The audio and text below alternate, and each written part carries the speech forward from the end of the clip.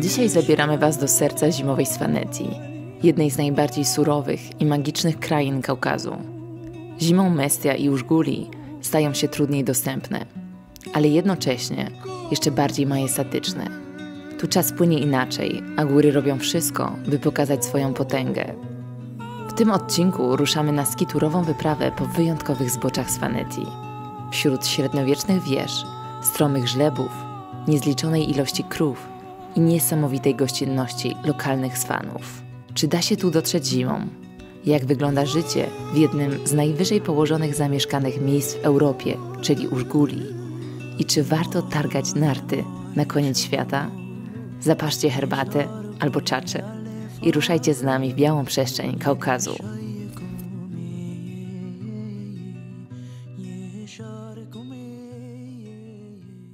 Marjowa, witamy się z Wami znowu z Gruzji. Możecie sobie myśleć, kurczę, jak oni to zrobili?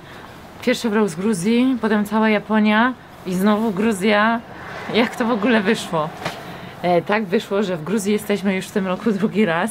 Oczywiście jest to wszystko zrobione spontanicznie. No dzięki temu, że mamy taką pracę, że możemy naprawdę pracować zewsząd, możemy takie decyzje podejmować. Dlatego dostaliśmy fajną ofertę na last minute znowu z Freeride Akademii z Kościeliska i jesteśmy w Gruzji. Przylecieliśmy do Kutaisi, ale jesteśmy w totalnie innym rejonie Gruzji, gdzie ja zawsze chciałam przyjechać. Jesteśmy w Swanetii. Myślę, że większa część Polaków, która była w Gruzji, zapewne tu była, bo tutaj znane wsie czy miasteczka to Użguli oraz Mestia. My obecnie jesteśmy w Mestii, jest przepiękne słońce, przepiękna pogoda, naprawdę zero chmur. Także, że tak powiem, z zimowej Japonii, z powderu japońskiego przenosimy się na wiosenne śniegi do Gruzji i popatrzcie, jakie mamy widoki z naszego balkonu. Także ten wyjazd jest taki typowo skiturowy. Na pewno się nie zanudzicie tutaj, także zostańcie z nami do końca i pamiętajcie o tym, że bardzo mi pomagacie, wspierając mnie komentarzami, subami oraz udostępnianiem naszego kanału. Także dziękujemy Wam za to wszystko i zapraszamy na dzisiejszy vlog. Zostańcie z nami do końca. Naszą pierwszą skiturową wyprawę rozpoczęliśmy w okolicach resortu narciarskiego Tetnuldi. Na rozgrzewkę rozjeździliśmy się trochę na trasach, żeby poczuć nogę i sprawdzić warunki. Dojechaliśmy. Będziemy chyba brali wyciąg na stacji, żeby w ogóle narciarstwo w Gruzji jest dość tanie. Za cały dzień tutaj na wyciągach, tutaj są 4 wyciągi, płacicie $20, więc ogólnie bardzo się opłaca przyjeżdżać do Gruzji na narty, nawet jak nie jeździcie na skiturach, tylko na nartach. A my dzisiaj skiturki, także pierwszy wyciąg pewnie weźmiemy i z tamtego wyciągu będziemy szli już na nogach. Tutaj wyjeżdżamy bardzo wysoko na tych wyciągach, bo aż na 3300 metrów nad poziomem morza, więc dlatego jest tutaj dużo śniegu. Potem ruszyliśmy na pierwszą turę w stronę ciekawego, stromego żlebu, który od razu przyciągnął naszą uwagę. Podejście zajęło nam kilka godzin, ale było warto. Na górze czekał na nas piękny zjazd, który możecie teraz podziwiać z naszego drona. Niestety bardzo wysokie temperatury w Mestii i duża ilość południowych stoków sprawiły, że warunki śniegowe do zjazdów były coraz gorsze, a zagrożenie lawinowe rosło z dnia na dzień. Dlatego nasz przewodnik zaproponował zmianę planów, przejazd do Użguli i eksplorację tamtych, bardziej stabilnych i zacienionych terenów. I to była świetna decyzja. Słuchajcie, dojechaliśmy do wsi Użguli, to jest 40 km z Mestii. To jest taka zmiana planów, bo tutaj podobno są lepsze miejsca na skitury. Ale słuchajcie, ta Użguli nam się mega podoba, bo to jest taka naprawdę, to jest taka wieś po prostu. Nie tak jak Mestia, że jest dużo restauracji, barów, wszystkiego, banków. No i Mestia jest trochę skomercjalizowana. Także... Mam jeszcze zadania. Musimy przynieść chyba jeszcze te torby z tego. I narty? No narty to zaraz będziemy od razu startować. Z drugiej strony jest dobrze. A tu źle? Zajebiście. Ale te widoki... Super, nie? No, naprawdę jest obłęd. Mega nam się podoba ta wieś. Może zostajemy tu jedną albo 2 noce, także super. Śpimy tutaj u lokalnej rodziny, bo wydaje mi się, że tutaj w Użguli tylko są kwatery, nie ma takiego jakiegoś hotelu. Ale to zobaczymy i wam pokażemy troszeczkę tej wsi. Użguli zimą to jak podróż w czasie. Do świata, gdzie nowoczesność ledwo dociera, a natura wciąż ma ostatnie słowo. Ta kamienna wioska, położona na wysokości ponad 2100 metrów nad poziomem morza, zasypana śniegiem, wygląda jak z baśni. Otoczona surowymi szczytami Kaukazu i średniowiecznymi wieżami obronnymi. Zimą życie tutaj spowalnia. Droga z Messi bywa wymagająca, ale widoki po drodze są warte każdego kilometra. W samej wiosce spotkacie lokalnych mieszkańców, którzy mimo trudnych warunków żyją tu przez cały rok, prowadząc proste, ale silnie zakorzenione w tradycji życie. Dla skiturowców to prawdziwy raj. Szerokie doliny, ciekawe żleby i brak tłumów. Cisza, przestrzeń i śnieg, który w cieniu potrafi się trzymać tygodniami. Użguli to nie tylko jedna z najwyżej położonych zamieszkanych osad w Europie. To też miejsce, które zimą pokazuje prawdziwe oblicze Svaneti. Dzikie, piękne i nieprzewidywalne.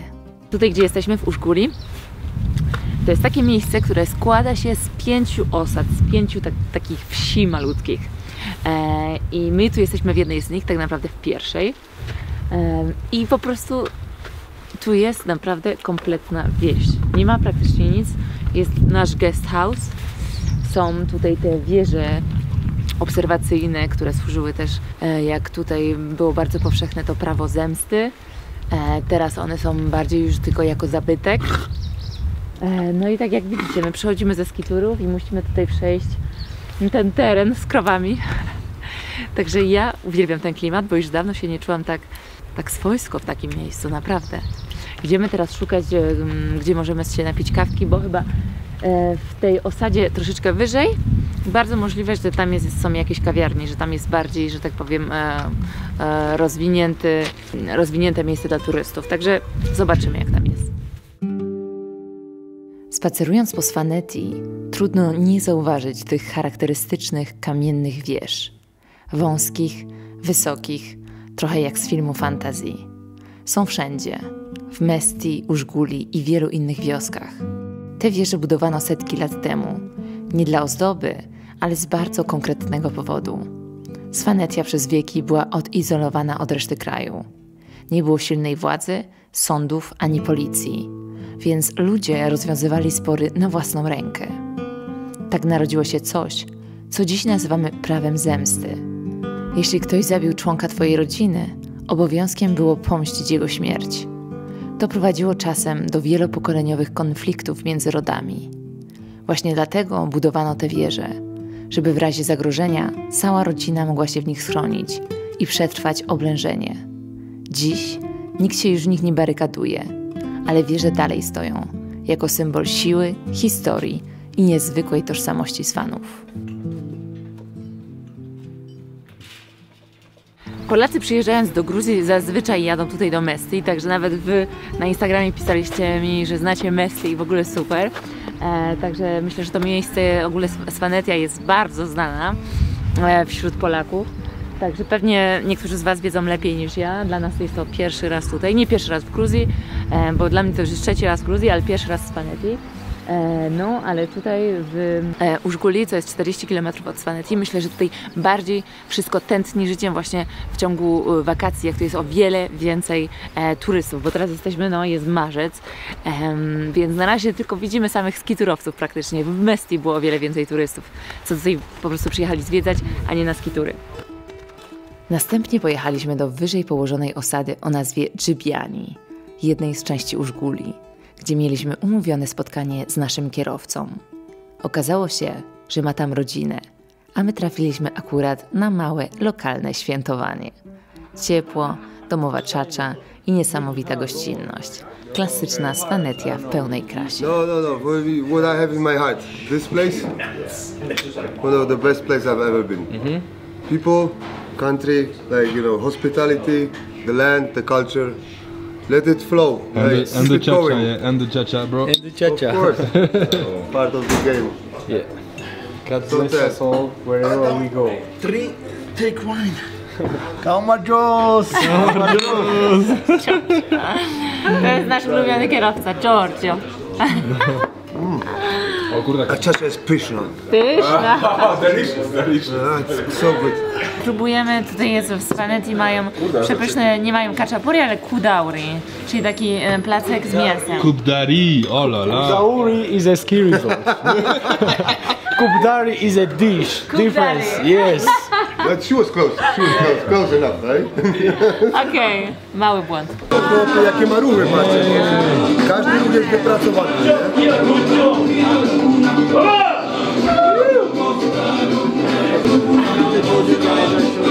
Your wife.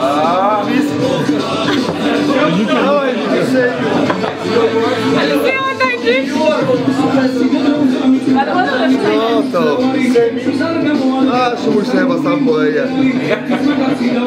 Zasłużył.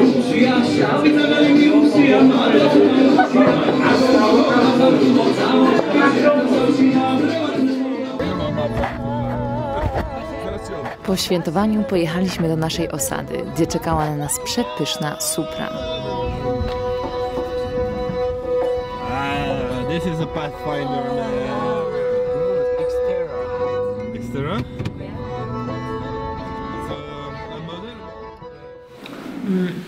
Dzisiaj jemy urodzinki, u której śpimy. Przepyszne danie, nie? Mamy kiszonki tutaj, kapustę. What's the name of this meat? Kababi. A kebab jest like, but it's Georgian? Czyli takie mięsko kebabi. Mamy, o tu widzę, że jest kaczapuri, mamy taki, and this bread is puri? Puri. Puri. Puri. Puri. Pokażemy wam, gdzie mieszkamy tutaj w Użguli. Jak już mówiłam, Użguli składa się z 5 osad i ta, w której my jesteśmy, to jest chyba najmniej turystyczna, bo tu naprawdę jesteśmy tylko my. Nie widziałam żadnych innych obcokrajowców, którzy tutaj śpią. I tutaj nie ma takich naprawdę hoteli. Może tam wyżej, w tej wsi bardziej turystycznej, w tej osadzie, tam widzieliśmy, że tam są jakieś kawiarnie z 2 i jakieś 3 takie guest house'y, ale jako takich hoteli nie ma i my tu śpimy właśnie w guest house'ie urodzinki, którzy niesamowicie dla nas gotują i śniadania, i obiady, kolacje. Jedzenie jest całkowicie domowe, jest to najlepsze jedzenie, jakie mam w Gruzji. Także fajnie, że w ogóle te pieniądze idą właśnie do jakiejś lokalnej rodzinki i dajecie im to bezpośrednio.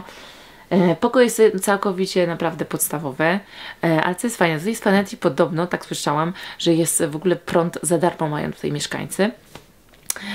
Więc nam w ogóle przynieśli tutaj grzejniczki, także grzejemy, mamy grzanie cały czas w hotelu, znaczy w hotelu w naszym pokoju. Jest jedna łazienka dla tutaj wszystkich pokoi, my tu mamy 3 pokoje z grupą, prysznic też jest, można się umyć, nie wiem czy jest ciepła woda, bo nie braliśmy prysznica, ale jest naprawdę tak bardzo tradycyjnie, bardzo tradycyjnie i swojsko, także klimat jest no naprawdę niczego sobie, zwłaszcza wiecie, wracamy z tych skiturów, wracamy pomiędzy krowami, przez jakieś kurcze bagno idziemy przez rzekę i wchodzimy do naszego guest house'u, także są to całkowicie inne skitury niż te, które do tej pory robiliśmy. No i tutaj od razu jak wychodzimy z naszego pokoju, jesteśmy na balkonie, mamy piękne widoczki i tak naprawdę od razu z naszego guest house'a zakładamy foki i możemy wychodzić tutaj w góry, bo te wszystkie góry przed nami to są te góry, po których chodziliśmy już 2 dni. I jeszcze jutro tutaj gdzieś pójdziemy, nie wiem dokładnie gdzie, ale pewnie gdzieś w tych rejonach, także Użguli jak dla nas o wiele lepsze niż Mestia. Mestia jest fajna pod takim względem, że można wyjść sobie do baru, do restauracji, spotkać innych ziomków, co podróżują, ale tu Użguli jest o wiele bardziej tradycyjne, autentyczne i o wiele mniej turystów. Oczywiście mówimy o zimie, bo nie byłam tu nigdy w lecie, także pewnie w lecie tu jest masa turystów, nawet w Użguli, ale nie wiem jak to wygląda. Zobaczymy, jak grupa odpoczywa po szalenie długim dniu skiturowym. Aga, jak wyglądają prysznice? Hot water. Tak, Fresh water. to jest nasz prysznic. Jak tam? Co patrzycie? Dobrze, dobrze. Kolejny dzień na skiturkach. Powiem wam, że mamy takie szczęście, bo mamy 5. dzień z rzędu i świeci takie słońce, że jeszcze takiej pogody nigdy nie miałam. Także dzisiaj idziemy na jakąś górę kolejną. Nie wiem gdzie. Podjedziemy troszkę autem. Kicia. Jesteśmy po pysznym śniadanku i co? Piękny dzień się zaczyna.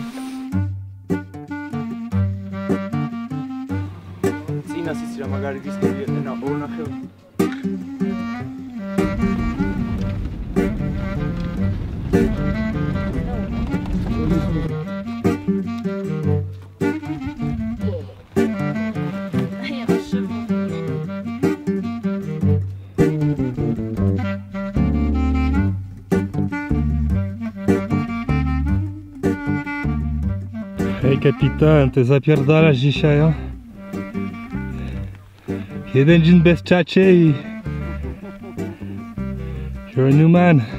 Ale muszę ci powiedzieć, że czuję się dzisiaj wspaniale. No, Ją powoli?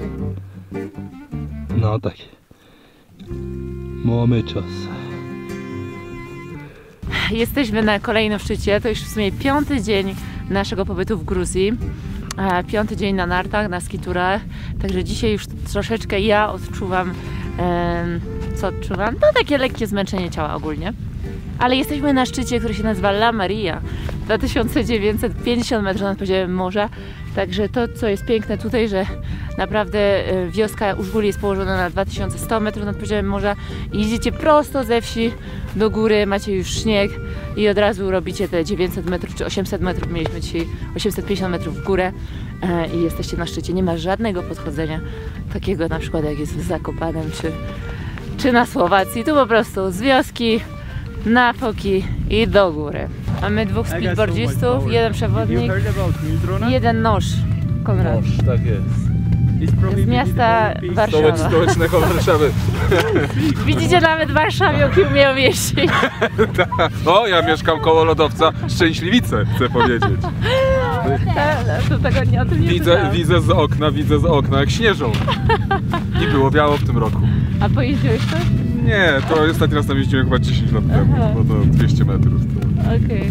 Ale ludzie zdobywają od różnych stron, od północnej, od południowej, przez las, przez płot, przez kolejkę. Jakieś zagrożenie lawinowe też tam jest?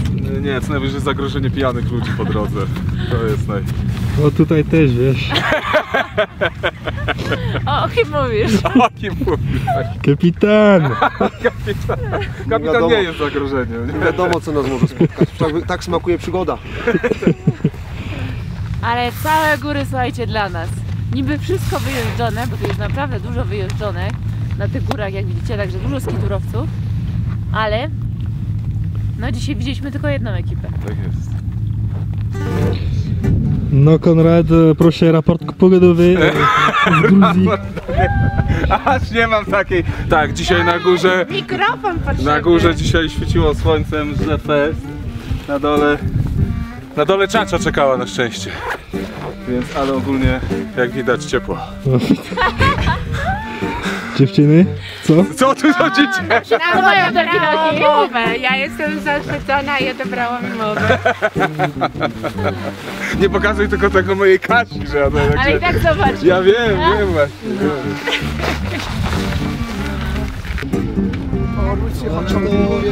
Dobra,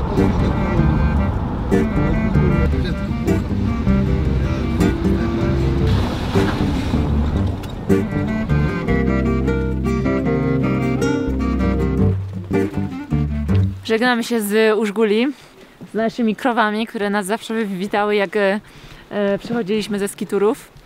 Także było przepięknie, była przygoda, był fajny i niefajny śnieg, także super. Jesteśmy bardzo zadowoleni, także teraz czeka nas droga do Mestii, a podobno jest zamknięta, bo było jakieś osuwisko. Także zobaczymy, jak dojedziemy do Mestii. Przyjeżdżajcie tutaj, bo tutaj jest tak niesamowicie pięknie, tak gościnnie. Ludzie tutaj są naprawdę bardzo pomocni, bardzo przyjaźni, także Użguli na was czeka. Słuchajcie, jesteśmy zablokowani na drodze, ponieważ jest chyba lawina albo obsuwisko, także siedzimy tutaj i czekamy. I dużo osób tutaj czeka. Wszyscy jedzą jakieś przekąski, piją. Także czekamy, może otworzą drogę dzisiaj. Ja bym już się wyspała w łóżeczku normalnym i wzięła prysznic. Ale co robimy, jeśli ja nie otwieram? No teraz sobie czekamy, mamy tutaj zajebiste jakieś ogóreczki. Magic. Can we try? Yes. For my guys, no problem. To teraz? Nie wiem, wygląda na wielką przygodę, która właśnie się rozpoczyna.